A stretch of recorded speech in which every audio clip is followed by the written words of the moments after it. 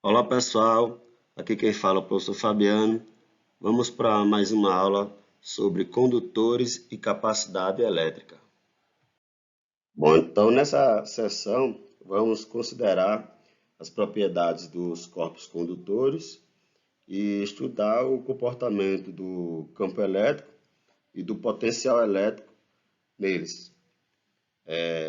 A gente já viu que um corpo condutor possui elétrons livres, ou seja, os elétrons das camadas mais afastadas do núcleo de seus átomos podem circular com mais facilidade. Um condutor se encontra em equilíbrio eletrostático quando não há fluxo de carga elétrica, ou seja, não há movimento orientado. Daí, o campo elétrico no interior de um condutor em equilíbrio eletrostático é nulo, porque não há influência de elétrons livres no interior. Já na superfície do condutor, o campo elétrico não é nulo e o vetor campo elétrico deverá ser perpendicular à superfície do condutor. E no potencial elétrico, todos eles vão ser iguais nos pontos do interior e na superfície desse condutor. Por quê? Porque o vetor campo elétrico no interior é nulo. Daí, a força elétrica para movimentar uma carga de prova também vai ser nula.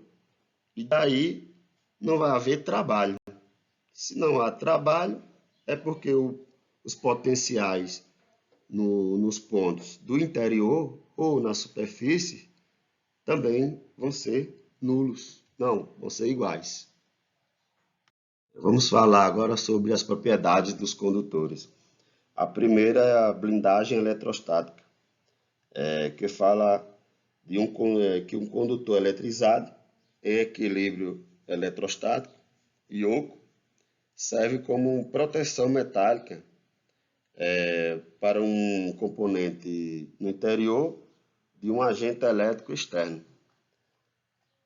E a segunda é o poder das pontas.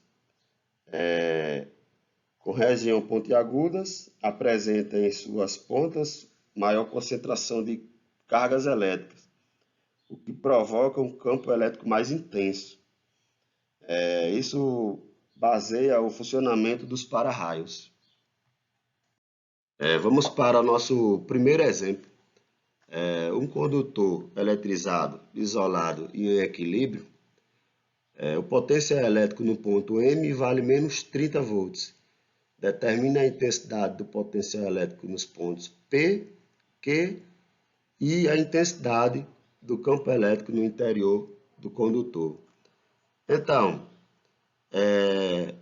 pela propriedade de potencial elétrico, como o condutor está eletrizado, isolado e em equilíbrio, significa que o potencial no ponto Q e no ponto P vão ser iguais ao potencial elétrico do ponto M. Ou seja, no ponto Q e no ponto P, o valor do potencial elétrico vai ser menos 30 volts. E no campo elétrico no interior do condutor, como ele está isolado, eletrizado e em equilíbrio, o campo elétrico no interior é nulo. Capacidade elétrica ou capacitância. Existe um dispositivo muito importante na eletricidade que é utilizado para armazenar cargas elétricas. A garrafa de Leyden foi o primeiro dispositivo feito para armazenar cargas elétricas. Esse dispositivo é chamado de capacitor hoje em dia, que é um condutor capaz de armazenar carga elétrica. Quando se carrega eletricamente um condutor, a variação da carga elétrica em um condutor é diretamente proporcional ao seu potencial elétrico, V, sendo que C é a capacitância de um condutor, que vai ser igual a Q, carga elétrica, sobre V, que é o potencial elétrico. Então, a capacitância vai ser medida em Farad, que é igual ao Coulomb dividido pelo Volt. Ponto externo e ponto interno ou na superfície de um condutor. No caso dos pontos externos ao condutor esférico, pode-se determinar o potencial elétrico admitido que toda a carga elétrica do condutor esteja concentrado no ponto central da esfera, ou seja, como se tivesse uma carga pontiforme, no caso sem dimensões. O potencial elétrico para um ponto P a uma distância D do centro do condutor é dado por V, vai ser igual a K vezes Q sobre D, que é a distância do ponto ao centro do condutor.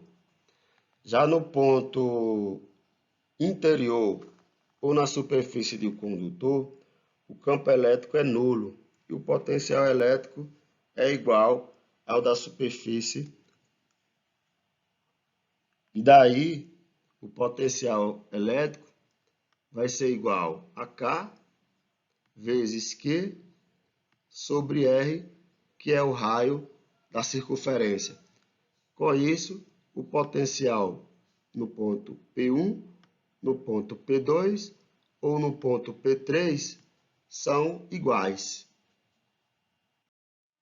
Se conectarmos condutores, devido à conservação da carga, a quantidade de carga inicial vai ser igual à quantidade de carga final.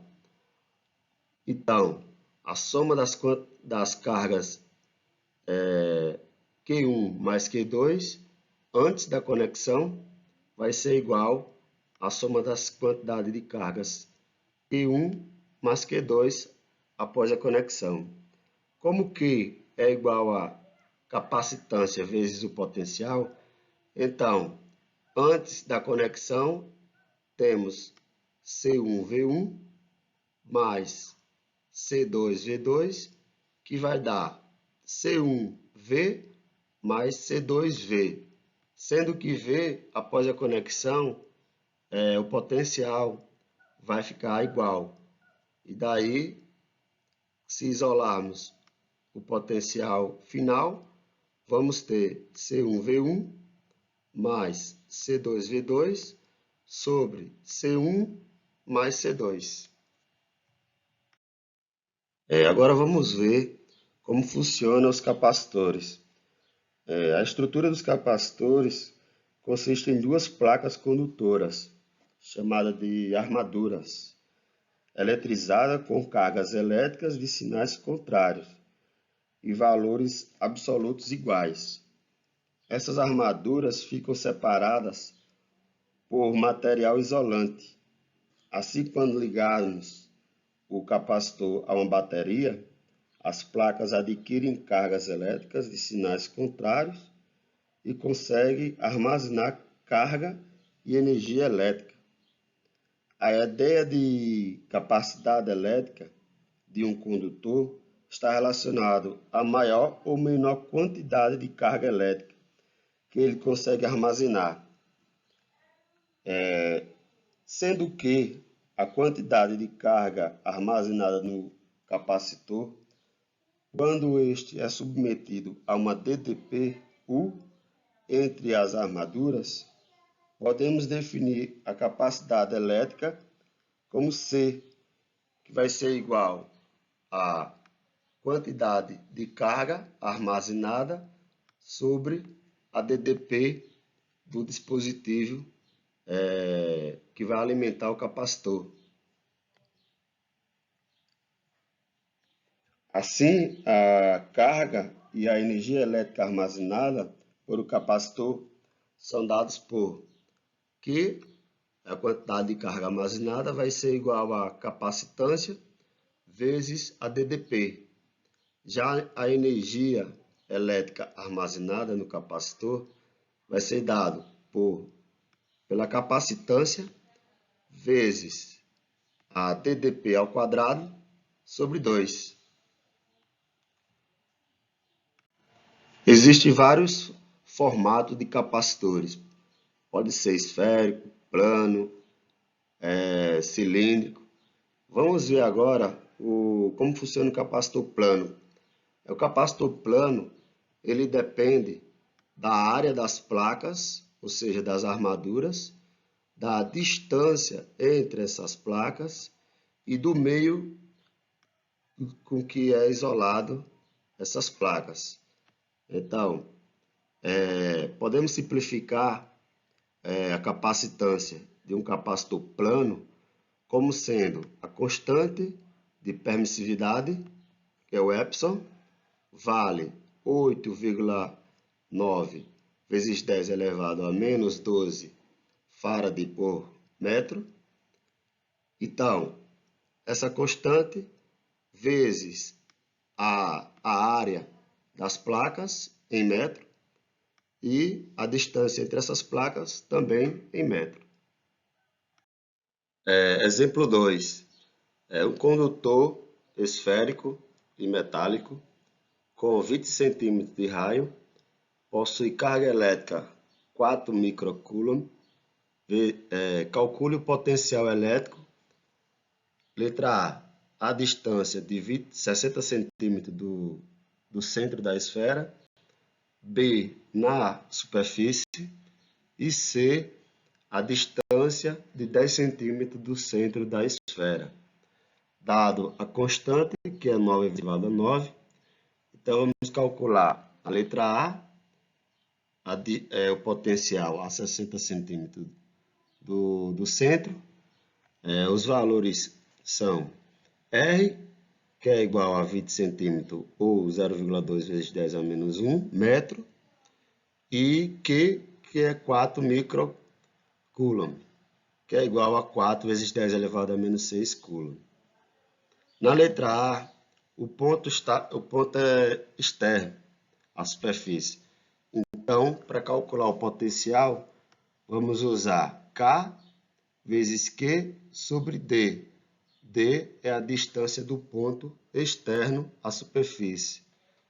Então, vai ficar 9 vezes 10 elevado a 9, que é a constante, vezes a carga do condutor, que é 4 vezes 10 elevado a menos 6, sobre a distância do centro do condutor até o ponto, que está a 60 centímetros. Então, se a gente multiplicar e dividir esses números em notação científica, a gente vai encontrar o potencial desse ponto externo ao condutor como sendo 6 vezes 10 elevado a 4 volts. Já na letra B, ele quer saber o potencial na superfície da esfera. E daí vamos usar a equação de potencial elétrico, porém a distância, como o ponto está na superfície, a distância a gente vai usar o raio da esfera. E aí vai ficar K, que é 9 vezes 10 elevado a 9, vezes Q, que é a carga da esfera, 4 vezes 10 a menos 6, e 2 vezes 10 a menos 1, que equivale ao raio da esfera.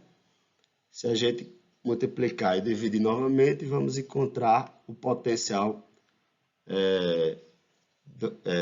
do ponto na esfera condutora como sendo 1,8 vezes 10 elevado a 5 volts.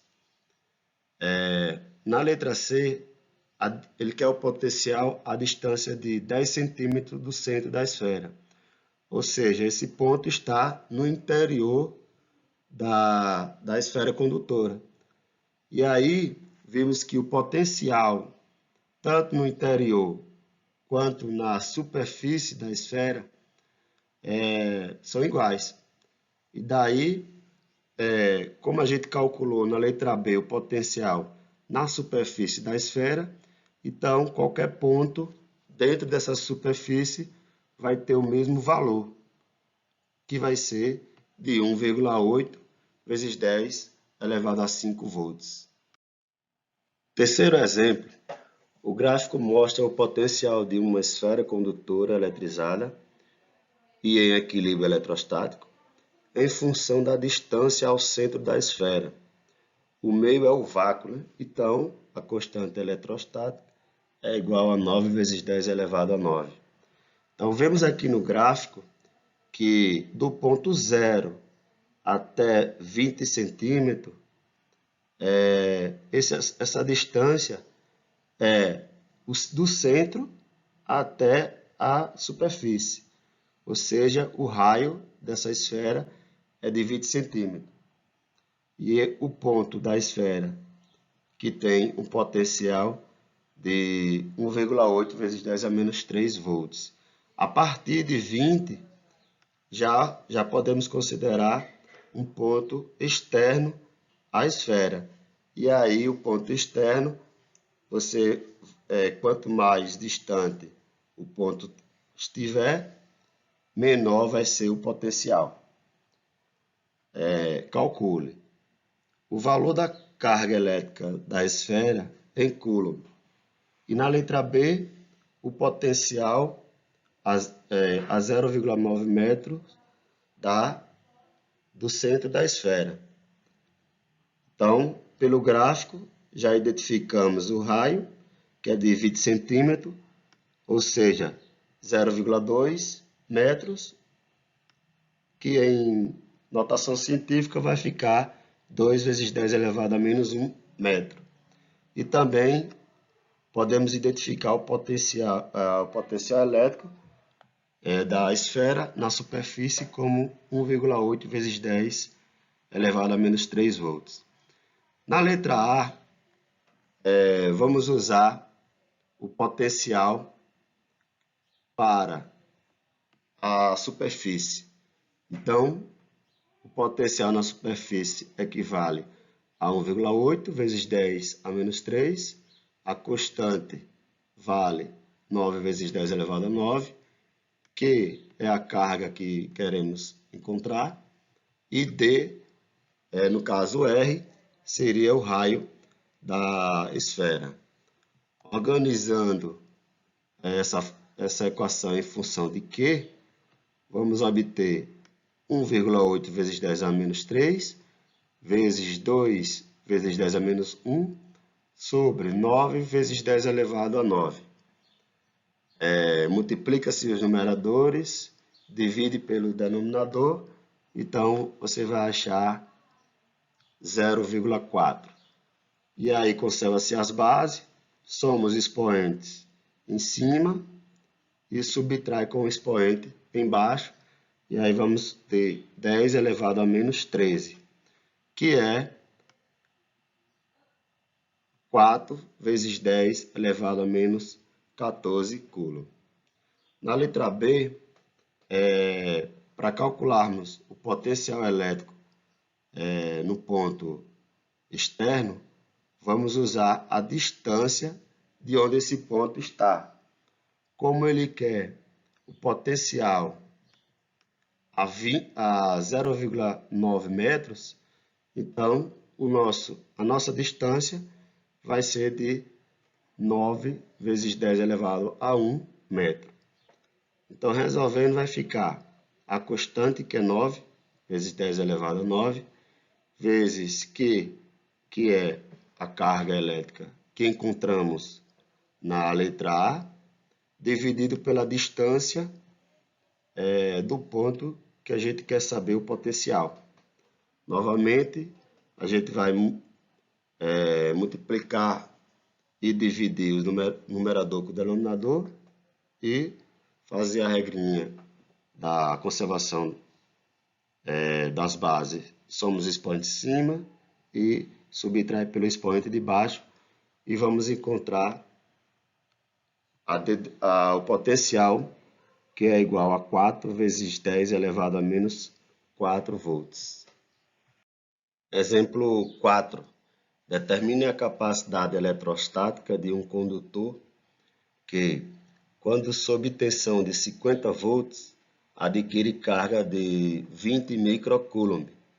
Determine a tensão do mesmo condutor para que a carga armazenada seja 12 microcoulomb. Então, na primeira situação, temos uma DDP de 50 volts, a carga desse condutor, que é o capacitor, é de 20 microcoulomb, ou 20 vezes 10 a menos 6 coulomb. Para achar a capacitância, é só você dividir a carga pela DDP. A carga de 20 vezes 10 a menos 6 e a DDP 50. Dividindo, a gente vai encontrar o valor da capacitância como sendo 0,4 vezes 10 elevado a menos 6 farad. Ou também podemos simplificar esse valor e usarmos 0,4 microfarad.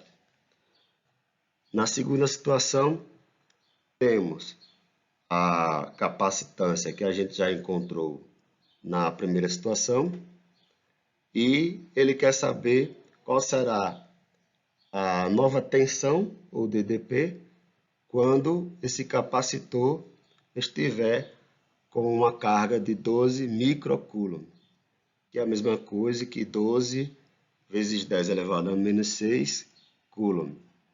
Para achar a DDP, é só dividir a carga sobre a capacitância.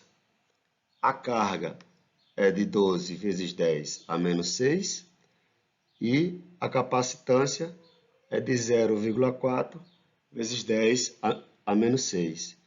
Isso vai dar 30 volts. Exemplo 5.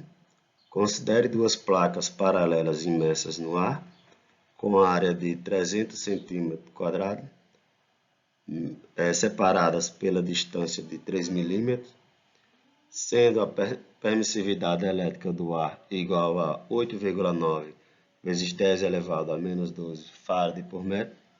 Determine a capacidade elétrica desse capacitor. Daí temos os dados da distância entre as placas, que é de 3 mm, ou em metros vai ficar 3 vezes 10 elevado a menos 3. Temos a área, que é de 300 cm². Em metro vai ficar 300 vezes 10 elevado a menos 4 metro². E aí, para calcular a capacitância, a gente usa epsilon vezes a área sobre D, que é a distância entre as placas. E aí, substituindo os valores da permissividade, que é de 8,9 vezes 10 a menos 12, a área de 300 vezes 10 elevado a menos 4, e a distância entre as placas, que é de 3 vezes 10 a menos 3. Resolvendo essa produto da notação científica, vamos obter 8,9 vezes 10 a menos 11 farad.